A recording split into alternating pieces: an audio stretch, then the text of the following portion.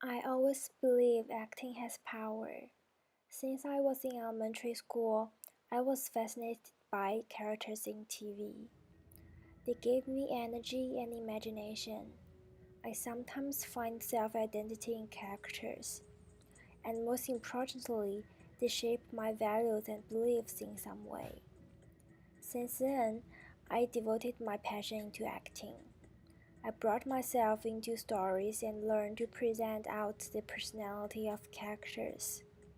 And I started to practice acting techniques. It is hard, but I discovered the magic of acting in the process of it.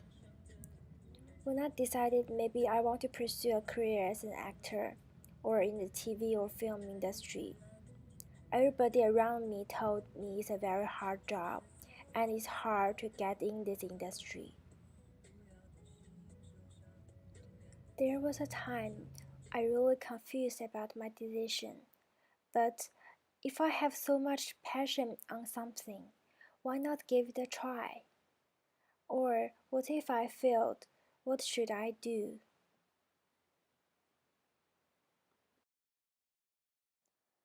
I think I need to define my understanding of acting.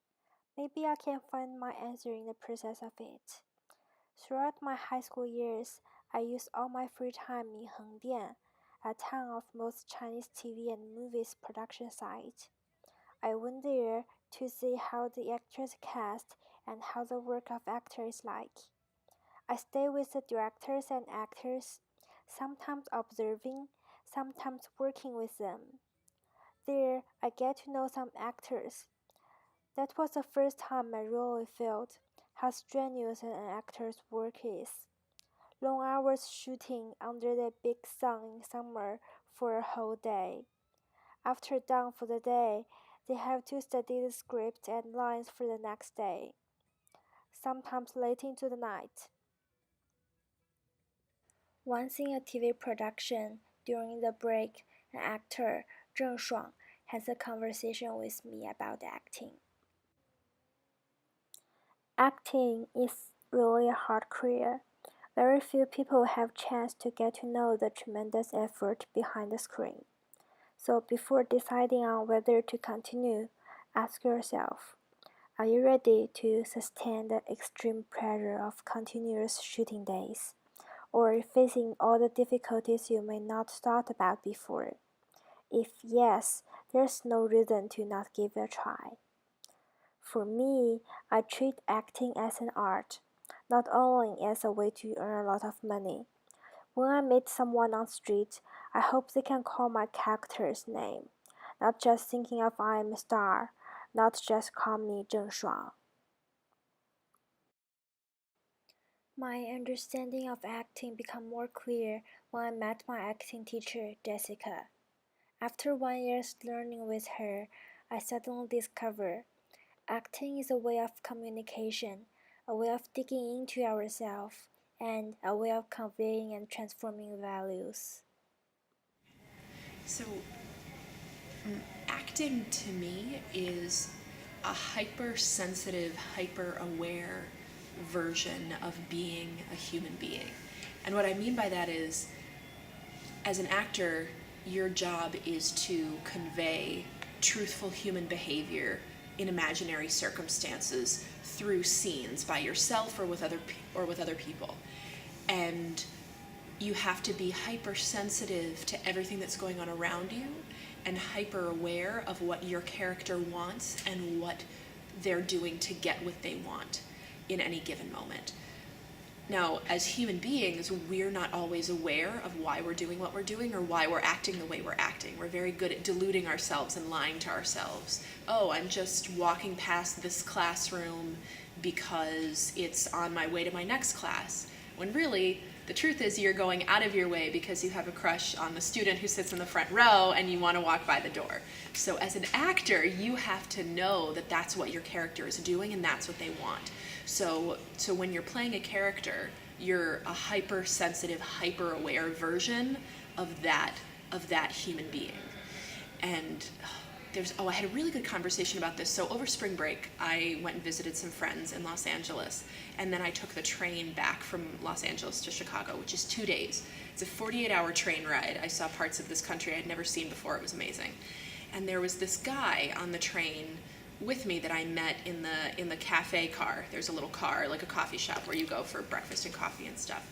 And he was, gosh, what did he was a snow artist. Have you ever watched the X Games, or like snowboarding or skiing, and how they have to ski over like big bumps of snow and big obstacle courses and stuff? So his job is making that, is like building those sculptures. It's kind of amazing. So he considers himself an artist too, and he asked me this question. He said, what is acting? And I said to him, and he had an 18-month-old daughter, and he's holding her on his lap. And I said, so a lot of people think acting is about pretending to have a certain emotion, like I'm very sad right now, or I'm very angry right now. And I said, it's actually not about that. It's about truthful behavior and trying to do something that will get you the thing that you want. So I pointed to his daughter and I said, let's say she's crying right now. You're in a scene with her and she starts crying. And so you, as the actor, pick something that you want. So maybe your character wants her to stop crying. Maybe the character wants her to smile. Maybe the character wants her to laugh. And so everything that you do, the way you say your lines to her, the way you interact with her physically, is all going to be done with that motivation of trying to get her to do that thing that you want, which is to laugh or smile or stop crying. And it has nothing to do with, I'm going to act like a really anxious father, or I'm going to be stressed out because I want her to stop crying. No, that's not what it is. It's just about her and what you want to see her do in the scene. Yes, acting comes from real life. Those precious moments in life. We notice it, we feel it, and when acting, we apply it to our scene. When alone, sitting on a train, go to a place far away from home.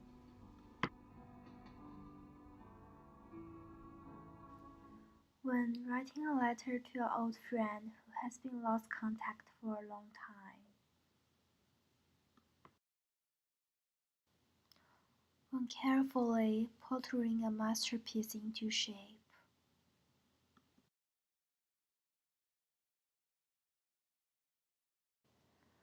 When planting a little seed in the mud, waiting for the day when it grows up.